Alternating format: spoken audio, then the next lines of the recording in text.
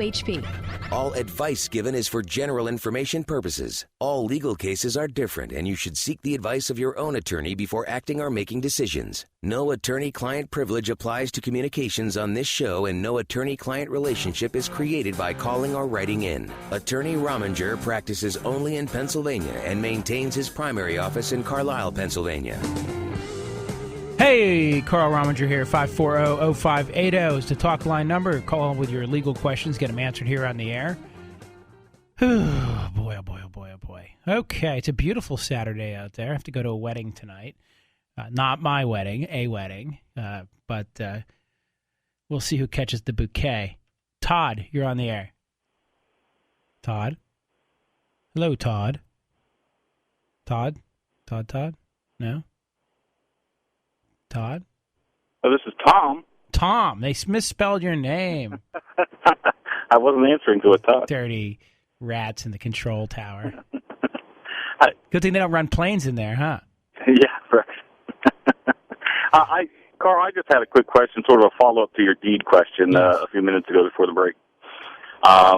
Could you talk a little bit about perhaps the advantages and or disadvantages of adding a spouse to the deed? And my specific situation is I'm on the deed. My wife and I acquired the home during our marriage. Right. And she is not on the deed.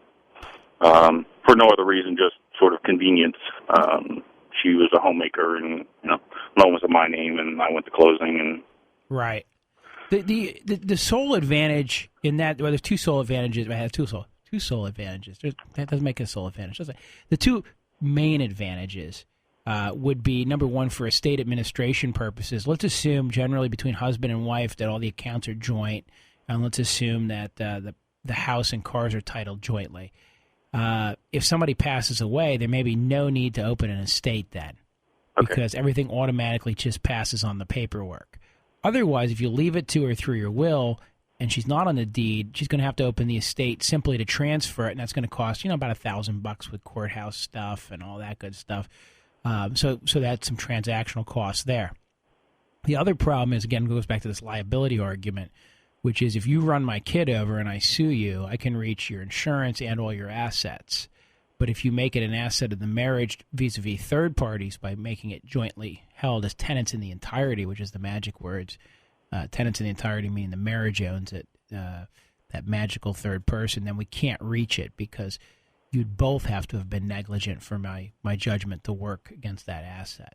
So it's both a protection against creditors and judgments and an ease in the estate, and that would be the main avenues for that. So for all intents and purposes, even it just makes more sense for a married couple to have the home in both names. If possible, I think it is. It makes more sense. And process pretty simple for that. Just contact you or an attorney and cost a little money, but we write a deed and we have to pay a filing fee. It'll be a tax-free exchange because it's between husband and wife. So the deed would go from you to you and her. And you would own it as tenants in the entirety. And so, you're probably looking at around $200, $250, which is going to be a lot cheaper than when something happens to one of you and the other one has to open the estate to transfer the property. Gotcha. All right? All right, thank you. All right, no, thank you. Good question. 540-0580. Mike, you're on the air. Hi, Carl. Hey. Hey, when anybody goes to work for the Commonwealth of Pennsylvania, they fill out an application, and part of that application is a sworn oath under seal of notary to obey the Constitution of the Commonwealth of Pennsylvania. I swore to the Constitution when I became a lawyer. Right. Now, very interesting, Commonwealth management violates the Constitution all the time. Well, that's a question of interpretation, right? well, it's pretty straightforward. I mean, when you have a statement in the Constitution that says, for instance, your right to bear arms shall not be questioned, and they establish written policies that question it, that seems pretty clear to me. Well, and it seems very clear to me, too. But let me ask you this question. The United States Constitution says you have a right to a jury trial in criminal matters. Yeah. The United States Supreme Court interpreted that to mean in criminal matters where you can go to jail for more than 6 months. Right. So is the current status of the law unconstitutional? The answer is, if you read the Constitution pretty strictly and literally, yes. But, right? And this came up yesterday on Durgan's show, too, where well, look at this.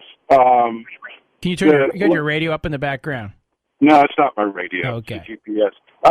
It said, look, legislators, the Constitution says legislators are only entitled to salary and travel expenses. Right. And they get the whole boatload. Right, and they said they get a per diem. And that's been tried in court. And I said, well, but that isn't the question, really. This lawsuit aspect of it, to me, is not the question. I look at it and say, this is a criminal offense when that oath that comes with... Well, but that's the problem. The question is, what does the Constitution actually mean? That's why I was just trying to bring up that for a minute ago, to say the Constitution literally says you have a right to a jury trial. The United States Supreme Court has said, as the U.S. Constitution, doesn't really mean exactly what it says. It means something different. And so, like our good friend Mr. Clinton, the question of is, what do you mean by it? And so that's the problem, is who determines what the Constitution says? And you say the language is clear, and the court says, no, we reach a different conclusion. Well, and that's the problem with our world, because basically, I think, at least in the Commonwealth of Pennsylvania right now, that every policy that says somebody, that they'll fire somebody for bringing a firearm into the office, right. And I'm not talking about bringing a firearm, threatening anybody. I'm just saying having it in your bag. Right, because you accidentally forgot and bring it along. Right. And they go, okay, we're going to fire you for that. I'm going, wait a minute. You took an oath to obey the Constitution. Right. And my question is, how do you get the Attorney General to start prosecuting people for violating that oath? Well, I think the Attorney General is going to say that's the policy of the state, and if a court determines otherwise, that it's unconstitutional, then we'll get more interested in it. But they also, remember, the Attorney General has absolute discretion not to prosecute anybody. And the Attorney General could say, hey, you know what, I understand your argument, but I'm not going to prosecute anybody for enforcing this policy because I think it's a sound policy, even though you might think it's unconstitutional. Even though it violates the Constitution. Now, oddly enough, the Attorney General in the state of Utah did exactly that in a similar case. They had a student on campus that had a firearm, and they were going to, throw the student out because you had this firearm. And the Attorney General out there said, you best read the Constitution. That's a state agency. You do that, I'll prosecute you. Interesting.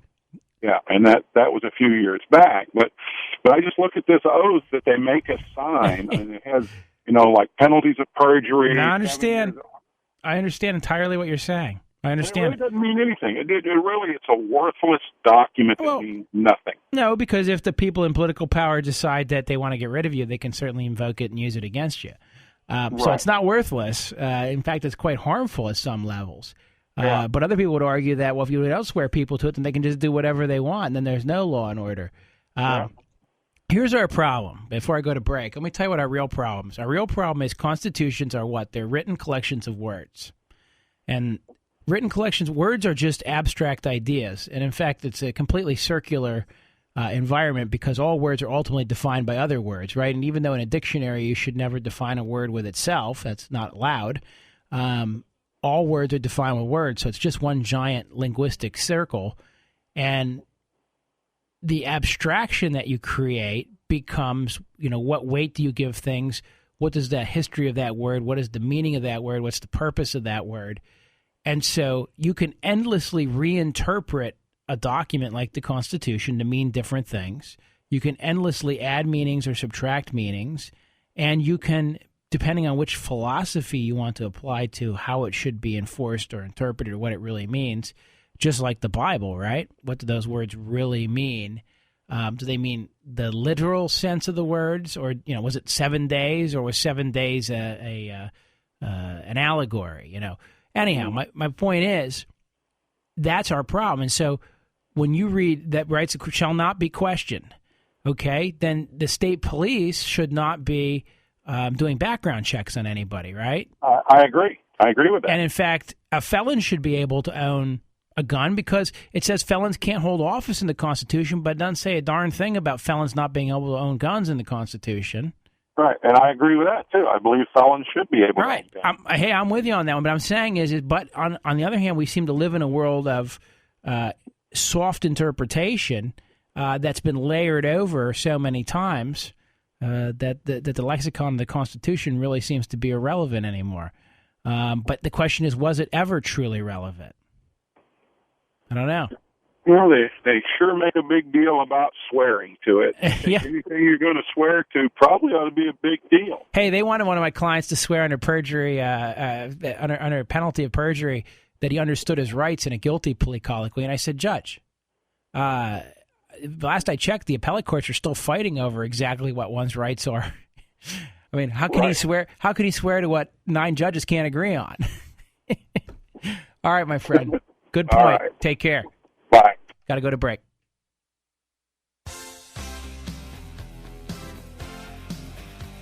Hey, welcome back. Well, I hear a song always reminds me of Michael J. Fox for some odd reason.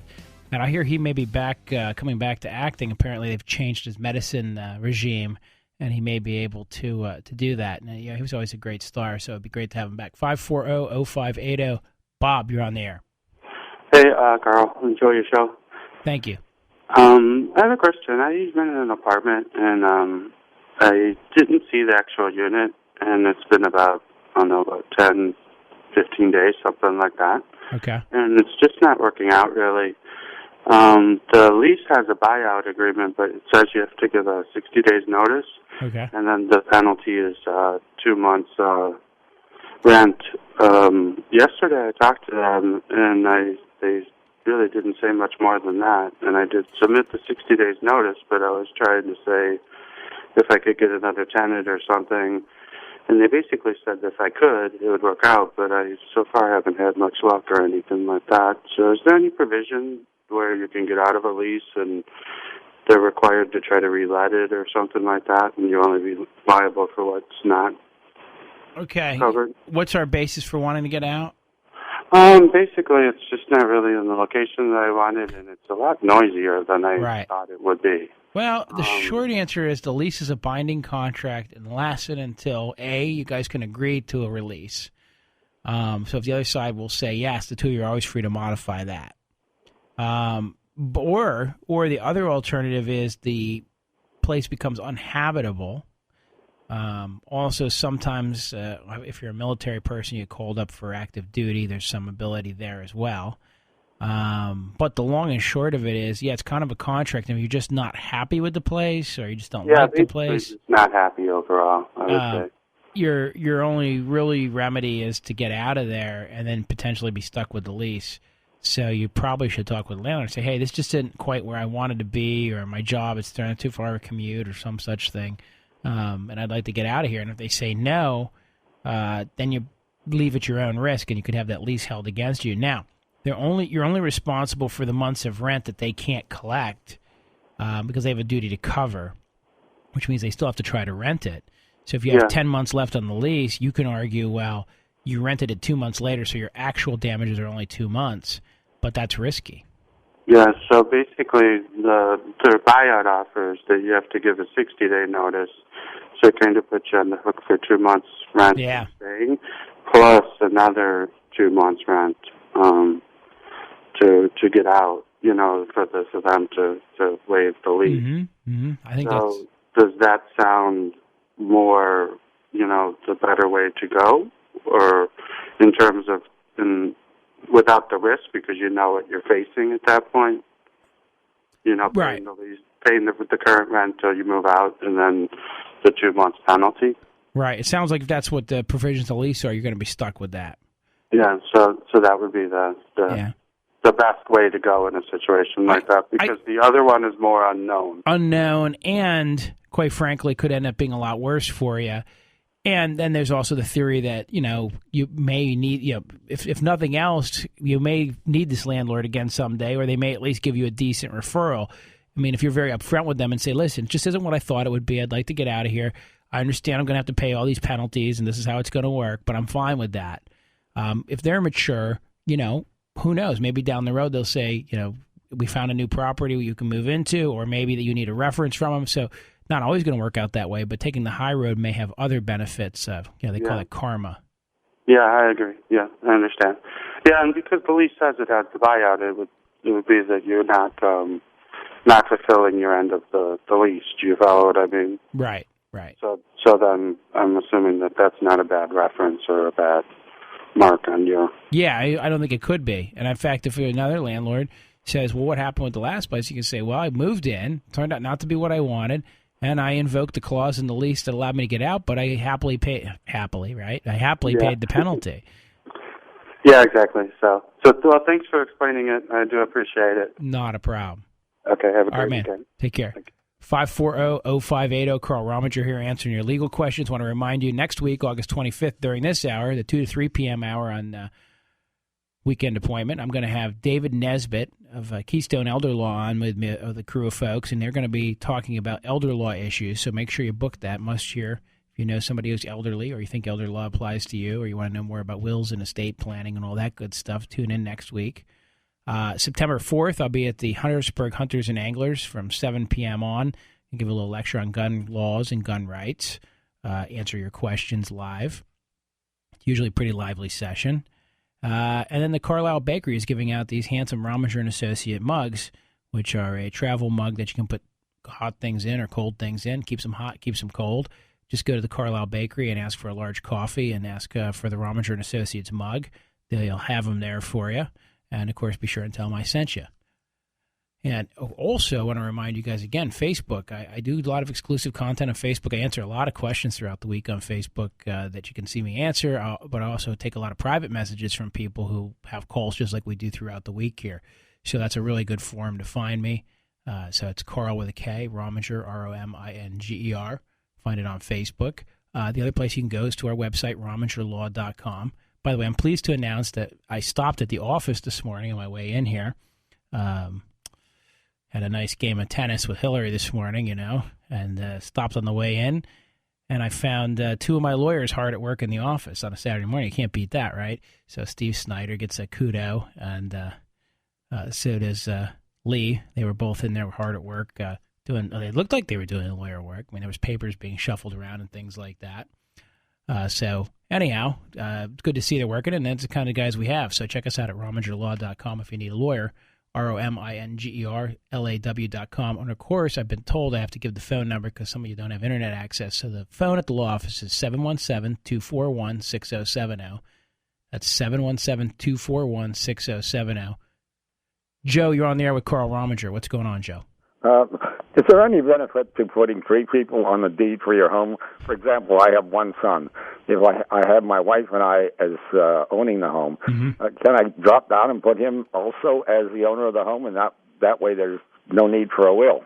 Yeah, that can do it that way. It breaks the entirety's protection, so you're not really treated the same as a husband and wife on the deed. Although you could have it as husband and wife entireties jointly with. I think maybe there's a way to do that. But the long and short of it is, I usually recommend that what people do is put one spouse on, or keep the spouses on, and then add the son after one of the spouses is deceased.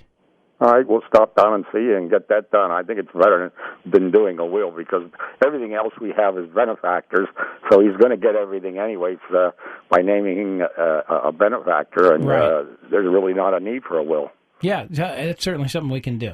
Okay, thank you. All right, my friend. 540-0580, Carl Rominger here answering your legal questions. What else did I want to tell you guys about? Well, let's see. Well, we're still trying to find Courtney Stauffer. So I just want to remind everybody to go to romingerlaw.com if you want to see a picture of Courtney. If you've been living under a rock, I guess you probably haven't heard on the news.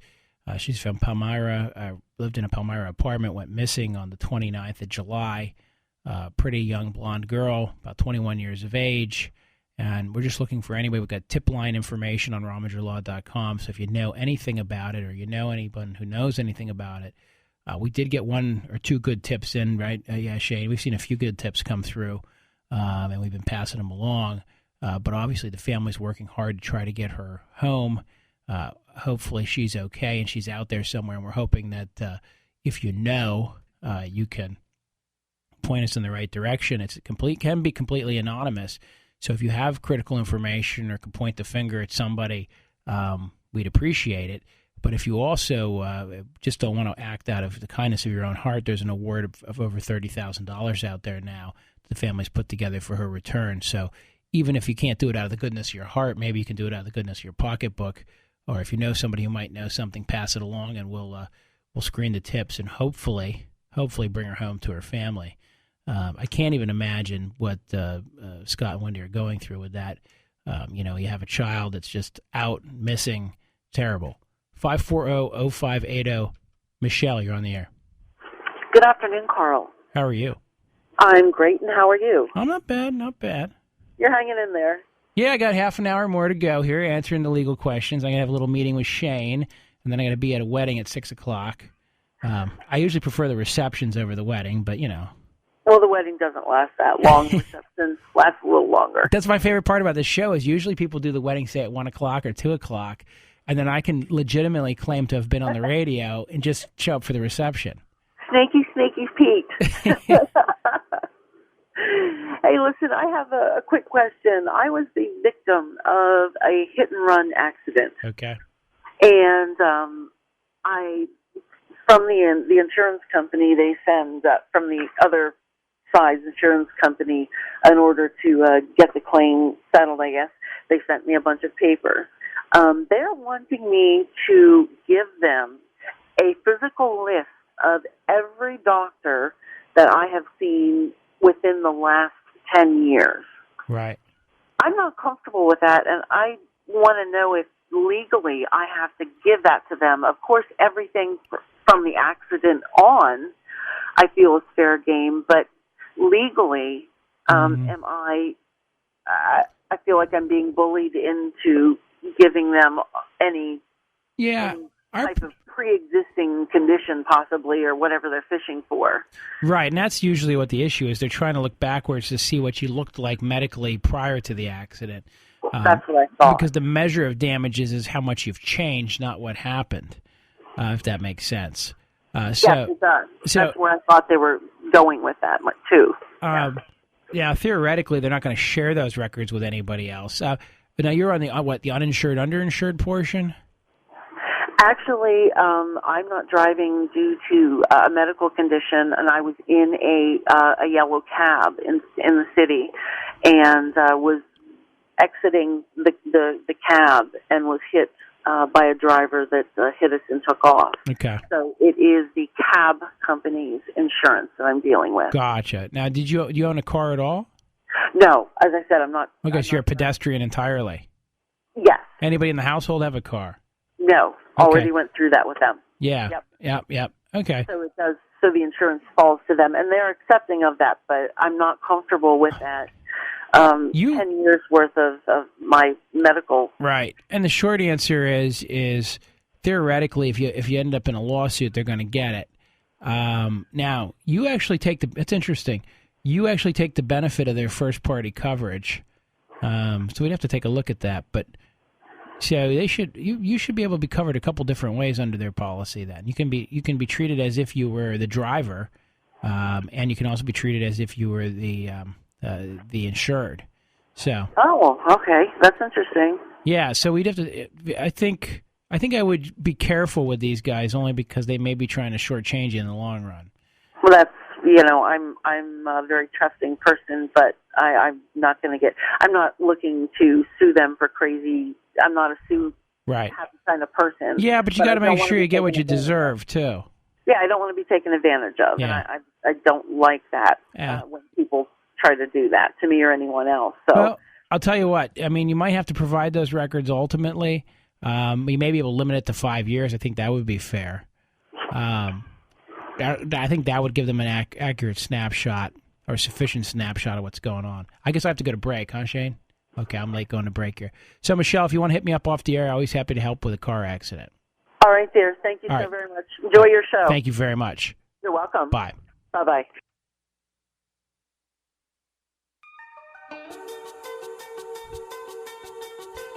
Welcome back. Carl Rominger here answering your legal questions for just a little bit longer. 540-0580. Jay, how are you? Give 'em the old razzle-dazzle, Carl Rominger. Now you can tell I've done some work at Allenbury, too. How can they see with sequins in their eyes? Right. Anyway, I'm glad you enjoyed the show. My friends up there will be glad to hear it got a good review. Oh, yeah, it was great, actually. I'm wondering how it's going to be playing to the buses. I don't know if they edited anything, or it's the first time they've done Chicago to Allenbury. So, well, that's an interesting question. It's funny because there's a couple scenes in there where I would think it was a little risque, but it wasn't terrible. Well, it depends. But you gotta bring New York to Boiling Springs sometime. Yeah. Anyway, Carl, what I was just reading about this morning, I think it was in Texas. I'm not sure which state this was in, but a teacher, high school teacher, was sentenced to prison for having sex with her students. I think 5 of them in about a month's time. And she has 3 kids. But the funny, and I certainly think you need to, I'm not for teachers having sex with students, but what made it interesting to me is that all these students were of legal age. They were all 18, and it was consensual.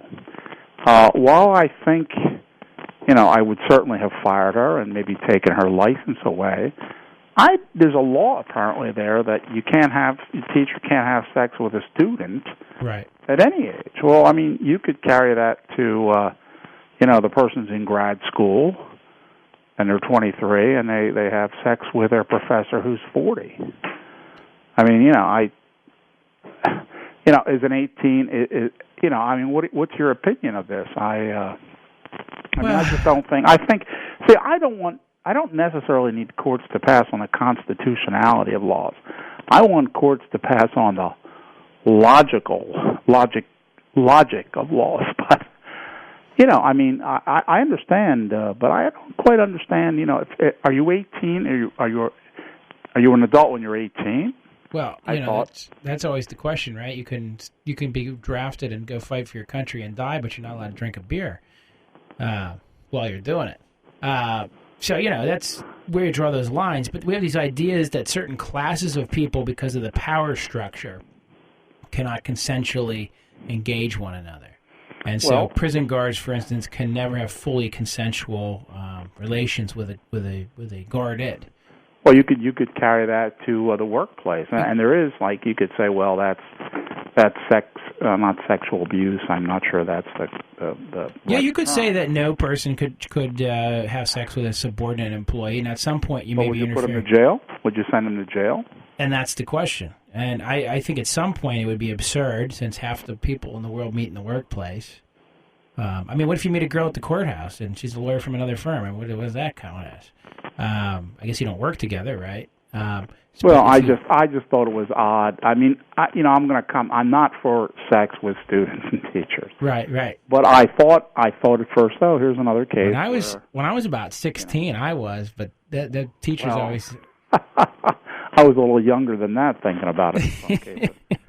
But no, I just thought it was kind of strange, and I maybe it's a good law. I don't know, but it's designed to prevent these situations where basically you can't be in love with your students can't fall in love with you. The two of you can't ever create this situation where they're 17 and you're 23, and it seems right. It's all out the window. Well, you know what Billy Flynn would say about that? What's love got to do with it? Okay, Carl. I really am a huge Billy Flynn, and I got to say, that my date last night, she's a discriminating palate, and she enjoyed the show as well. So they do some. I've been in some shows myself. They do some good stuff. It's interesting that in all these years they've never done Chicago, but I guess it is a little risque. But like I say, that's the ideal prison. But yeah. Okay, Carl. All right, my friend. Take care. 540-0580. Yes, Jay and I waxing philosophical, but we can get back to the law here if you need to get your questions answered. And yes, I did see Chicago at the Allenbury last night. And I highly recommend it. When you call them to get your reservations later today, just say Carl Rominger sent me. They'll scratch their heads and try to figure out who I am, but why not? Great show, and they also do the murder mysteries there. I haven't done one of those in many, many years, and I highly recommend those. Just in general, I've done a few over the years in different places, and I always think the murder mysteries, when I was in college, we used to do them, and they were always fun. Those were shorter ones, like one long dinner murder mystery, but the Allenberry does like an immersion for a weekend, and so it's well worth the while. Anyhow, so if you get a chance, go check out Chicago at the Allenberry. I should also remind you next week, because we're running out of time here, we got another 15-minute segment coming up where I'll keep answering your legal questions. It's 540-0580. But I got to remind you, next week, David Nesbitt's going to be on doing the elder law stuff. That's a big deal. He's the real deal. He knows more about it than anyone else out there. So if you have an elder law question, you want to know about some things, it's going to be a big show next week from 2 to 3 p.m., and I expect to have you guys calling in. Don't forget, September 4th, I'll be at the Harrisburg Hunters and Anglers talking about gun rights. And don't forget, you can get your free coffee mugs at the Carlisle Bakery at 35 South Hanover Street, just a block down from my office. Richard, you're on the air. Hey, Richard. Hi. I was put on a ARD program back in April of 1989. Okay. And I completed the program, and just a few days ago, I get a letter in the mail stating that I owe them $865 for court costs and fines, and that's 23 years ago. I don't have any receipts or anything to prove otherwise. What county is this out of? It's in York County. Yeah, how'd I go? I was going to told you that. York County seems to have somehow come up with all these old debts and things that they think everybody owes them. So my advice would be to fight it. But how do you fight it, right? Right. And what are they saying is going to happen to you if you fight it? Well, they're going to make me pay it, for one thing. If I get a lawyer, I'm going to have to pay the lawyer's fee. And then if I lose, I'm going to have to pay the lawyer's fee plus the fine, the court costs, and everything. So I don't know what to do. I've tried to look at my records, and I don't have anything from 23 years ago. Well, nobody does. I don't even know how they have anything from 23 years ago. Here's a better question, though. How did you ever get discharged? Wouldn't with ARD, my experience is if you didn't pay your ARD, they kick you off of it. Right? Yeah, but I did the physical part that I had was the hours that I had to do. I painted a firehouse, the complete firehouse. Well, that's what I'm saying, but usually you get kicked off if you didn't complete it, right? So you completed it, and they sent you something saying you successfully completed it. I don't even remember that. I swear I don't. It's so confusing to me. I'm going to go in and try to get the original documents and see if I can go from there and see what's going on. That's a good plan. I have no other choice because I know a guy that went through the same thing a couple of years ago, and he ended up having to pay it, and then he had to pay the lawyer's fee and everything, so he was down a lot of money. No, that's a good choice. All right, brother, good luck. All right, thank you very much. 540-0580. We'll be back after the break.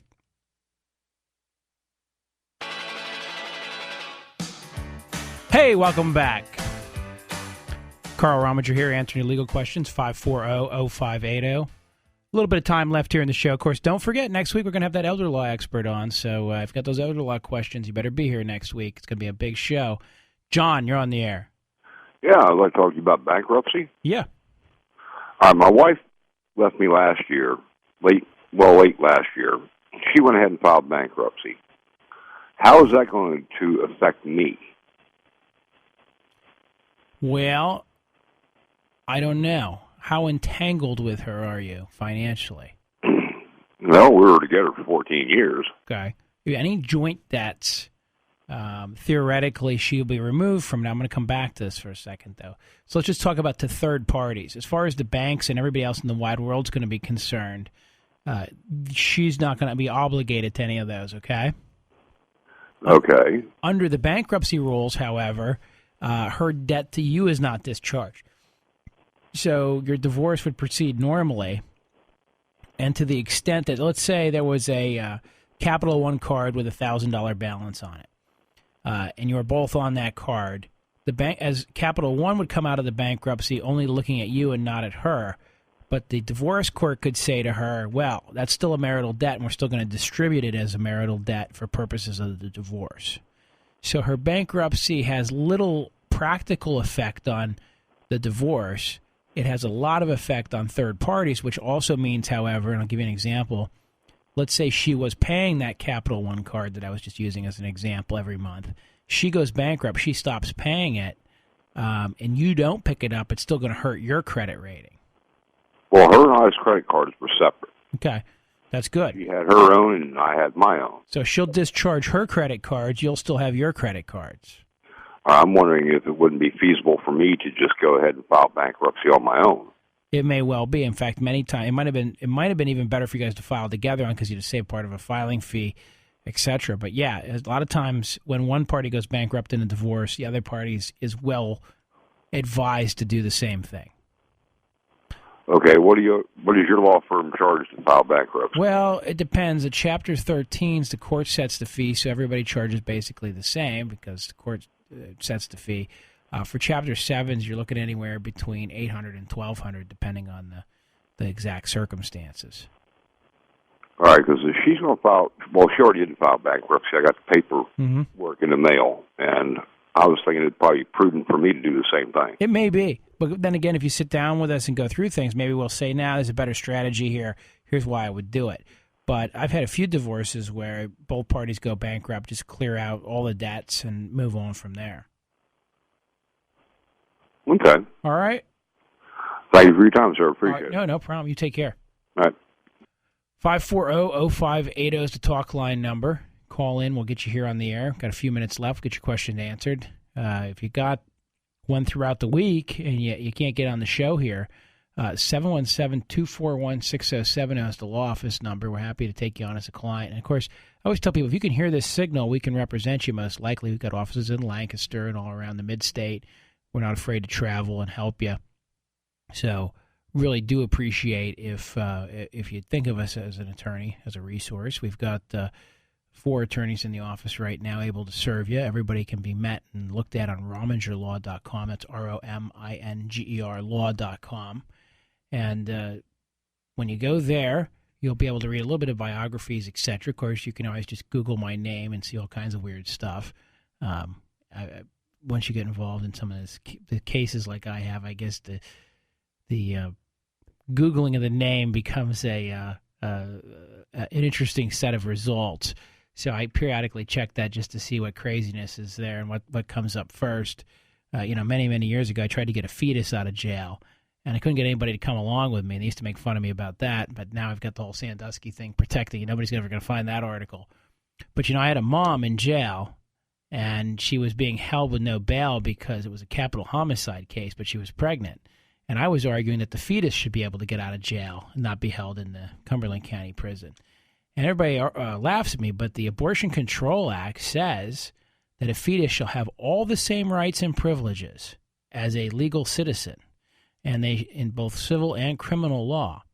And so while everybody kept saying that the fetus didn't have any rights, and I tried to get the anti-abortion folks involved, they didn't seem to want to touch it because it was a death penalty case, and they were paralyzed because we all know that the same people that are pro-death penalty are anti-abortion. For some reason, they overlap. Unless you're a Catholic, and if you're a good Catholic, then you're anti-both. And, of course, I'm stereotyping a little bit, but nonetheless, I always find some amusement in the fact that people that are so adamantly pro-life are so adamantly pro-death when it comes to the death penalty. So that was a little conundrum. I always like that.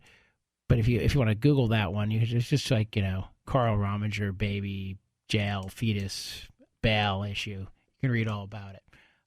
I thought it was a good moment, and I was really disappointed that nobody actually wanted to jump on it, because if you truly believe that fetuses have all the same rights, that would have been a great one to litigate it on, because it's not an abortion case. It's an issue of are you going to accord legal standing to fetuses in court or not, which the law clearly says is true. Just, again, I don't see anybody out there trying to litigate those issues. So I only mention it because I hope maybe some other lawyer out there will see it and perhaps go forward with it down the road. You got to really, really try to push the angle sometimes if you want to get recognition for the marginalized and the downtrodden. And in that case, I think I was just trying to make a point that the law says one thing. And, of course, I'll bring it back to our caller earlier, right? He calls in and his frustration is no one will follow the Constitution, and he's mad that people will not do what they've sworn to do, which is uphold the Constitution. The problem is, and I'll come back to that caller for a second, is we don't know what the Constitution says. It's a bunch of words that have to be interpreted, and each reader can interpret it slightly differently. So the arbiter of that interpretation is the court, and the court can arbitrarily say one thing or another, and it has the power of interpretation. And once you grant the power of interpretation of the Constitution to the courts, they can say pretty much whatever they want. And so what is a reasonable search of your person, place, or thing in one time and error is different than what is a reasonable search. So things flow, things change. The Constitution is a living document or not a living document. That's a question of interpretation as well. Anyhow, guys, I will be back next week. Don't forget, Keystone Elder Law will be here 2 to 3 p.m., but we start at 1 o'clock next week. I expect to see you all here, front and center, ready to go. Take care, guys.